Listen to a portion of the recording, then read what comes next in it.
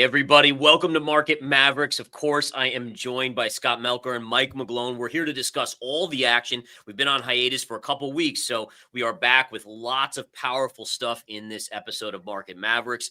I think the first place I want to take this is, number one, we've seen crypto or Bitcoin make a new all-time high about a few days ago, right? About a week ago. It has come back in a little bit. Gold is reversing big today, and silver tagged the all-time highs and is now putting in a topping tail. And so I guess the first big question, Mike, is it, should we sell in October and go away? Or is there some upside somewhere? Like, where do we go with all this? So I'm going to say something I hardly ever said in my life as a strategist and as a trader, is sell everything. I just, dump it everything. Dump it all. So first of all, gold, $4,000 gold is just shockingly, almost stupid expensive, going back 50, 100 years. You've loved gold for a long time, so you saying that's a big deal. Well, sometimes you just got that. Sometimes the bell rings. That means Bitcoin. That means stocks. It means everything. So I can show a few charts why it's the time of year, but I'll give you the simple overview just here now. 90-day volatility on the S&P 500 is the lowest since 2020. So first of all, for markets not to go down, you have to expect volatility to put in a new lower plateau.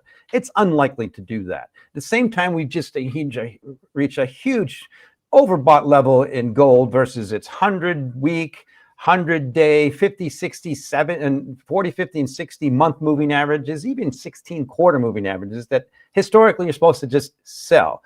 And the correlations with the stock market and everything are the highest ever. So I just look at this as we're due for a little normal reversion. Scott, I'll end with this. My spidey senses that Scott taught me about are just on high alert. Yeah, I'm with you on that one. Couple things I want to quickly show, and then I want to go to Scott for some Bitcoin analysis. But, number one, the futures. So we're actually down today. But listen, that's not a big deal. We've had a down day here and there. And then the next day, the market's rallied to all-time highs. One of the things, or a few things that I'm looking at here. So if we look at the S&P 500, we are in this very tight wedge pattern. And wedge patterns are essentially you're in a trend, right? In this case, we're trending up, but it's tightening tighter and tighter. And basically it works like a spring, meaning that at some point we're going to break. Now we're either going to break up and melt up into the end of the year here, or we're going to break down. Interesting that we're right at the high where we can see that every time we get to the high of this trend line, we get rejected on the S&P. And so we're right underneath that now. We're getting our second down day in the last three. So that's kind of interesting to me. But look at where this trend line comes from.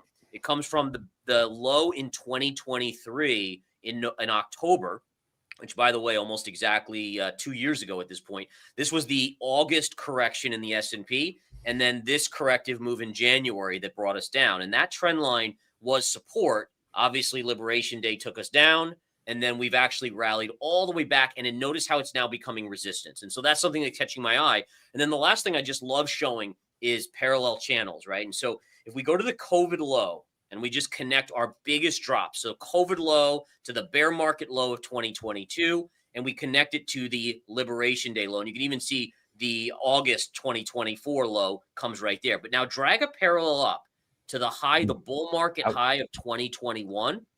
And look at this. If we zoom in, look at what's right there. And to me, again, I'm a technician, so everything I do is chart related. I don't care about the fundamentals. And in all fairness, can you even make sense of the fundamentals with the valuations on some of these stocks out there at this point? But to me, this is something that at least I have to be wary of. So my 2 cents there. Now, we'll come back to this in a second. But we got to look at Bitcoin. And Scott, I want to give you a chance to give us a rundown. Is Bitcoin going to break up here if the market's correct? Come down? What do you expect it to do? What's the outlook? I expect it to chop sideways and bore everyone to death and make it as annoying as humanly possible before it decides on a direction, because that's what Bitcoin does. But we have a long history of Bitcoin sweeping the highs, getting people really, really excited, and then failing at resistance on that first attempt, right? I mean, I probably don't have to pull back the chart very high to see times when that's happened. I mean, we can look at right back here, right? This was Bitcoin topped at 108 in December. Went down, came back up, swept it at 109 in January, all the way down to 74 before coming up to new highs. I'm not saying it's going to go that far back down, but making a new all-time high, chopping around, sweeping that high is nothing new for Bitcoin. listen, we had maximum FOMO and excitement, making that very brief new all-time high. I kept pointing out we're kind of overbought with bearish divergence on a lot of time frames. That's the 6 hour, which to me means, we get a little bit of retracement, cool off, and then maybe up again. But like it would not surprise me to see Bitcoin chop between 125 and 100, or 125 and 110, something like that. And I don't think any of that is particularly meaningful at the top of a range. I think I don't share necessarily the complete bearishness that you guys do because of something that both of you said. So Mike has his spidey senses going, which makes a lot of sense. Then Gareth, you said, I just looked at the charts. I don't really care about the fundamentals. And I had to giggle inside because nobody seems to care about fundamentals anymore because there's nothing that makes any sense. And markets can stay irrational longer than you can remain solvent. I'm in the position right now where everything says we should be in a recession, going into a depression, except for the president and the secretary, and the treasury secretary literally saying we're going to grow our ways out of this, pump as much money into markets and send all of this flying. And I'm in one of those moments where I tend to just believe them. I've seen them pull so many levers to put liquidity into this market. And I do think this is like anti-fragile, the more, Scott, what? Whatever happened to fiscal responsibility and not spending and cutting spending? I don't know. The 80s called. They want their narrative back because we haven't had a fiscally responsible party, and neither party can clearly claim any sort of fiscal responsibility. I mean, we once again haven't really seen the treasuries drop the rates, yields, even though we had a cut, right? And so, I just don't think the market is believing anything right now. And now we don't even get data because we're in a shutdown. So we get to guess. No, I agree. I do understand that. And I think that it doesn't matter what political party, their goal is to make sure that they win the midterms, which means they have to keep the economy strong. And then once the midterms are over, there's the next presidential election a couple of years later, right? So it's like, all right, well, we got to keep power for that. And so just spend. And at a certain point, it's the point of no return, right? I mean, that's probably where we are at this point, where interest payments just keep going up. Okay, so... And that's why central banks hold more gold than treasuries now for the first time since 1996. And I don't think that trend stops. And I don't think that trend stops ever again. Matt Hogan made that point again this morning. Mike, actually, I would love your take on that. We've all seen the chart now where, kind of gold is crossing over treasuries. Yeah. Gold was always way higher than treasuries as far as central bank holdings. And we had this kind of brief, strange period where actually treasuries were sort of forced on central banks around the world. It feels like once this cross happens, there's no reason for that trend to reverse. I'd like, if I can tilt over a little bit and show a few charts that make me say what I said when we started, is we'll start with gold. Garrett, soon you can as soon as you can feature those. I'm on my laptop in Connecticut at the moment, so just make sure you can see that. I just want to point out one thing about gold. You just take gold versus its 40, 50, 60 month moving average, and you have to go back to either 2011, the peak, or about there, or 1981 for last time it got stretched. So I am no longer bullish gold. I've highly, I can't give investment advice, but the thing you learn as a trader and as a salesperson, when you get someone in a trade, you never hurt to take profits. You're just supposed to sell gold at $4,000 an ounce. It's overweight. I mean, when it really, it had an issue like that in the significant 71 through, the late 70s and 79, but that was pretty historic. And that high held for like decades. So I want to tilt over a little bit shorter term when I'm thinking. So gold is way overbought. It's leading everything. Now let's look at the ratio of S&P 500 divided by gold. It's down to 169 ounces. The peak was 260 ounces or so in 2021. It's heading lower, but it almost always goes down when volatility goes up. And this is 90-day volatility S&P 500. It's at 9%, just kind of recovered a little bit. It's the lowest since the bottom in 2020. So it's almost the lowest. And we could go back to almost 2018. And when that volatility goes up, and I didn't say if, volatility is always mean reverting, there's a good case to say that this gold S&P 500 ratio is going to drop down to the lows from 2020, which, by the way means if gold's overbought, which means S&P 500 has got to go down. I want to give you some facts, and I'm going to state this factually, and people can take it they want. There's a good chance that the Bitcoin to gold ratio could drop in half. Right now it's 30. This has been one of my axes to grind for a couple of years when it's been lagging. It's 30. Our model, the Bloomberg model, which used to kind of be a leading indicator, is right now show fair values around 15 on the Bitcoin to gold ratio. And again, one thing that never happens when volatility gets this low, first of all, you have to have expecting something expected, unusual for volatility to stay lower. When volatility picks up, the Bitcoin to gold ratio always goes down. Maybe it's different this time. So that's just a fact. 2 more charts, and I want to show you a key thing. What's this most significant leading indicator, in my view, on the planet? Bitcoin, gold. What leads Bitcoin? Strategy. Strategy's 200-day moving average, you know, this has been my axe to grind, has rolled over. It bounced up to that 200-day moving average. It's starting to accelerate downward. At the same time, strategy goes down and signals a potential deflation from risk assets like stocks, Bitcoin, and cryptos. What's the key thing to go up? The one that's been beat up the most, that I've been wrong on for a couple years. This is the bond future, just ready to break over. I remember I used to trade in that pit. I thought I knew that market. I've been wrong. So I'll end with this. One key thing, the big picture macro. I showed you this before. I just want to reiterate. You take total investment in treasuries. Just say your whole treasuries, you're earning 4 and change right now. That's from the front end all the way out. You got to go back to 1983 since a total value of that investment in terms of price is as low as it is versus gold. So gold's really expensive and treasuries are really low. At the same time, you got to go back to 1929, the last time we had that, you know, my favorite, the Warren Buffett model, S&P 500, or stock market cap to GDP at 2.3 times. So that's why I come out with that. Sometimes you're just supposed to sell and say thank you and get out of the way. Yeah, so a couple things that, and those are amazing charts and really makes you think about potentially what we could see in the coming months, into year end, even in 2026. A couple things that have been really I'm trying to do what Scott does and just turn my brain off and saying, hey, listen, this market's just going to rip higher, right? But at the same time, I hear stuff that's being said out there and I'm just like, is this real life? Like, for instance, you know, AMD went up 35% the other day. And they basically got a $100 billion revenue deal from OpenAI. Apparently, OpenAI is the magic ticket to massive gains on stock price. But in response, they basically paid for this revenue themselves by giving OpenAI warrants to buy 160 million shares of AMD for a penny. And so we saw this with NVIDIA and OpenAI. It was like, okay, I'm going to give you this money, but then you have to buy this amount of chips back from me. And to me, it's like, that's a little concerning. Like, you know, how does that even sustain itself in business? And then not only that, but, you know, we ask ourselves, we see these uranium companies, these nuclear companies at all time, like just, I mean, the vertical charts, right? Because, oh my goodness, all this power that we're going to need for these data centers. But if you find out there's literally 0 nuclear reactors being built right now in the US, yes, there's a bunch that are being scheduled, but it's going to take 5 to 7 years at minimum, maybe even 10.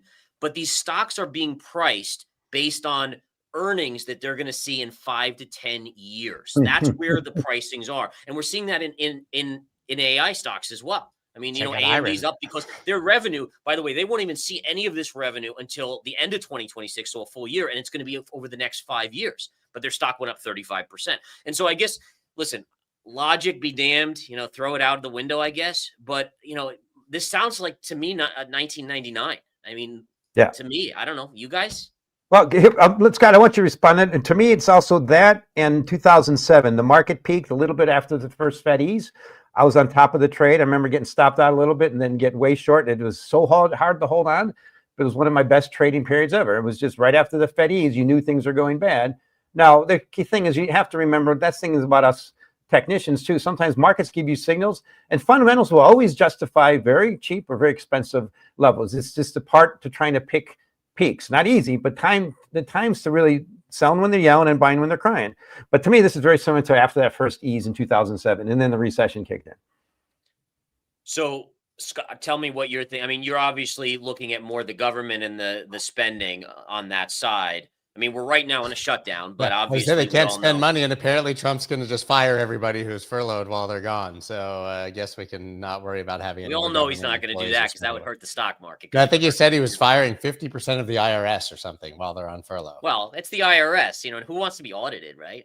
No one wants to be audited, but I don't get that. The thing about the IRS is to generate revenue and to at least catch all the cheats. You fire the people generating revenue or trying to balance the budget. That's an oxymoron. You need to hire people for the IRS and make sure they're obviously follow the rule of law. But if you make money and you don't pay taxes, you got to pay taxes, and we don't pay our fair share. Yeah. No, I happen to agree with you on that one. I was being more facetious, like you know, when your buddies are getting insider information on the next big tweet. we don't need anyone looking into this. Just saying. Yeah, I think that they're just going to print into oblivion into the greatest depression of all time. I think the only difference between our opinions right now is timing. Right. Yeah.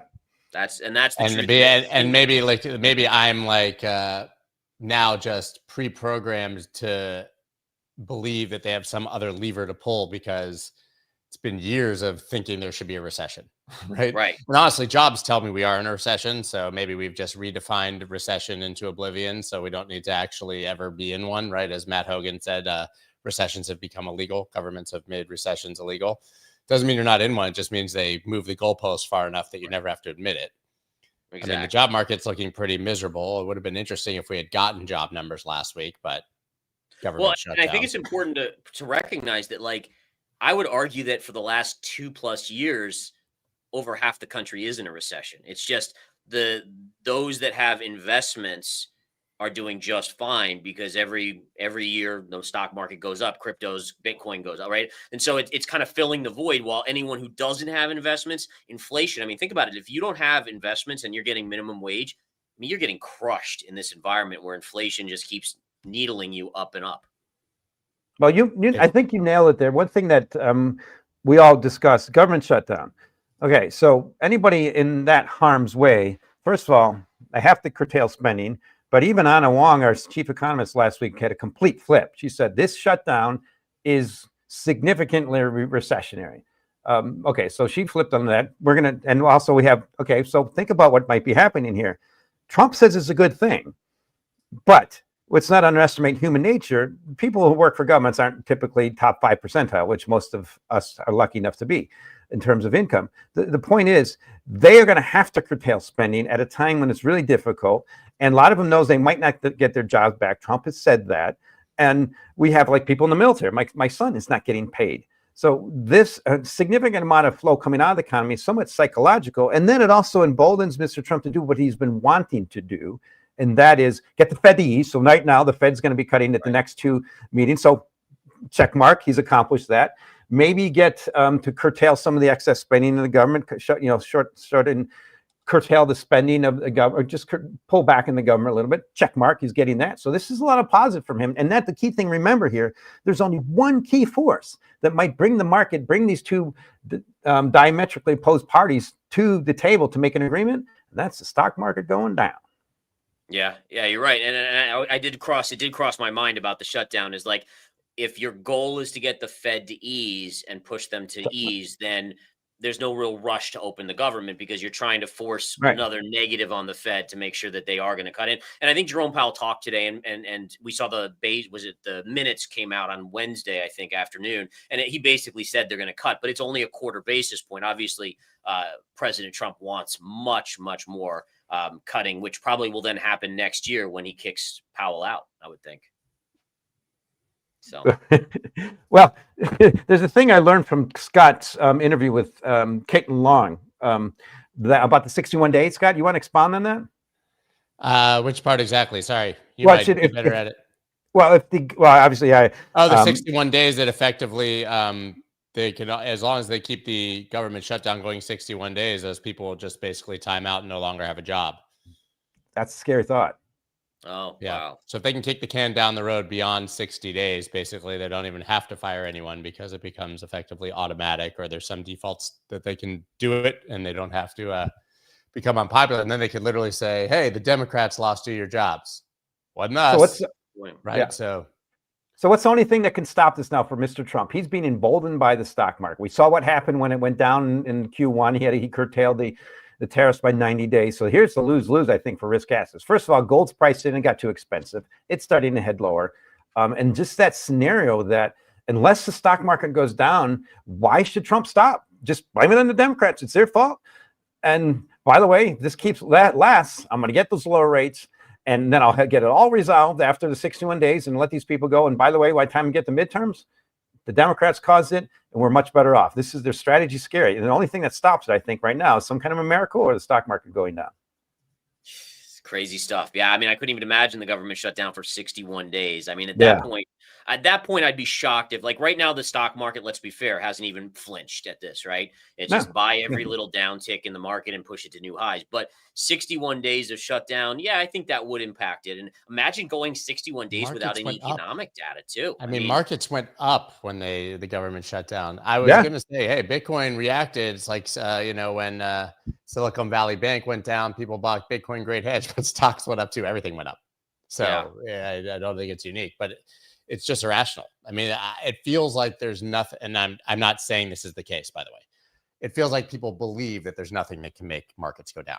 Right, which is, to me, and that's now all we're yellow talking light. about is the debasement trade, right? So now we're actually getting sort of a narrative to explain why gold and Bitcoin and stocks and, interest rates can all go up at the same time, which, by the way, shouldn't happen.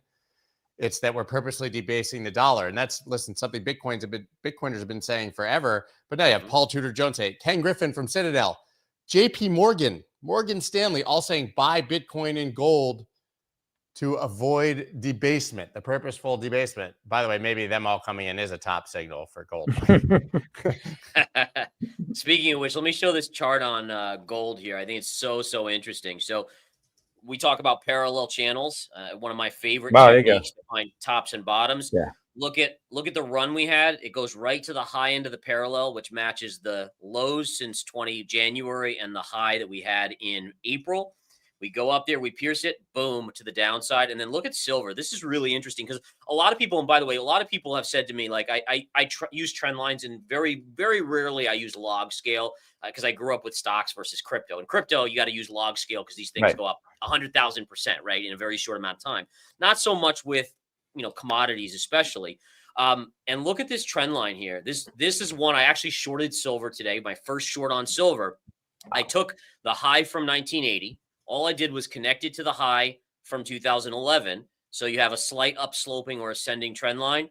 And literally we came right to it and then dumped out. Amazing stuff. But again, I actually still think silver I think it's due for a pullback. I mean, obviously it's had an incredible run from basically August 20th, $37 all the way to 51. But you can't deny. I mean, I agree with you, Mike, at least in the short term, it's sell things until they correct. Especially even gold and silver. And so I'm in that agreement with those two charts. Lastly, I just want to show Bitcoin here.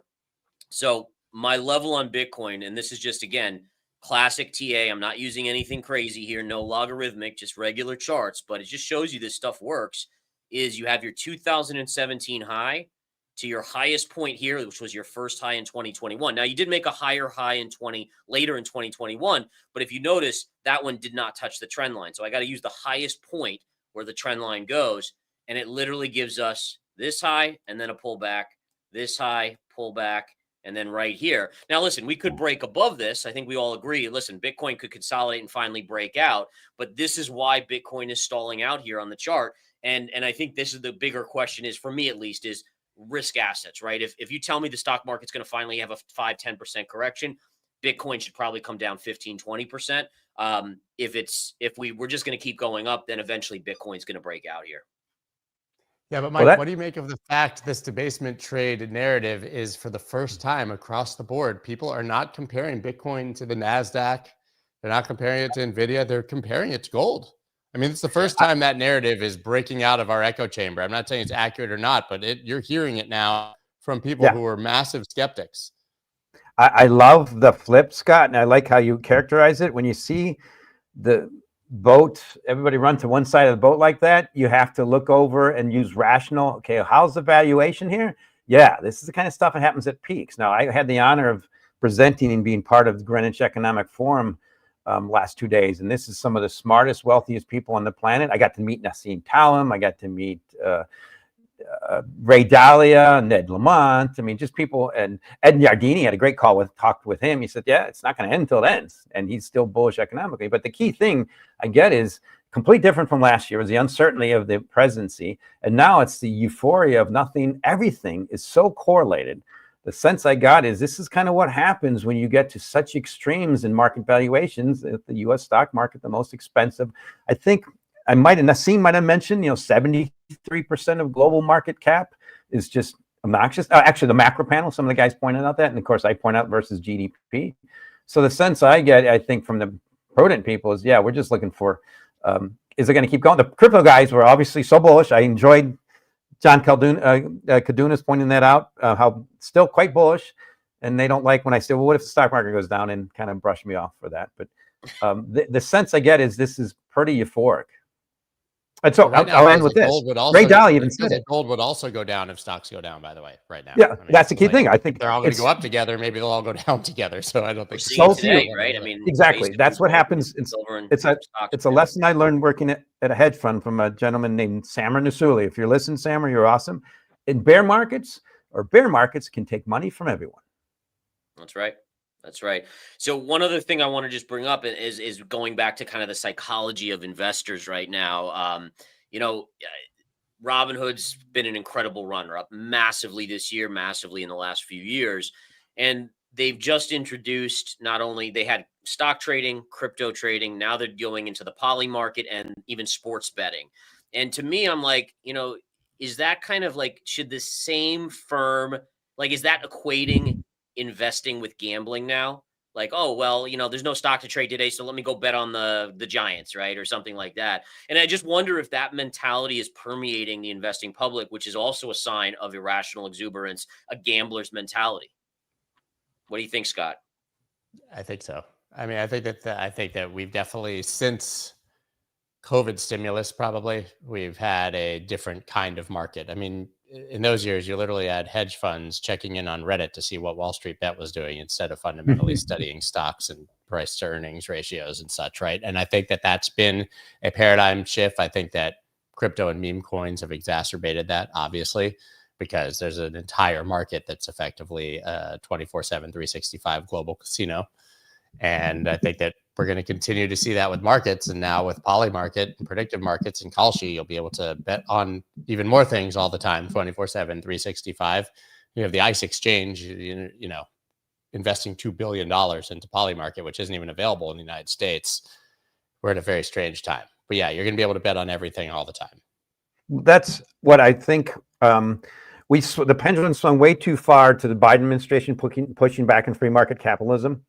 And it's amazing how we had this paradigm shift towards, with the Trump administration, completely endorsing speculative excesses.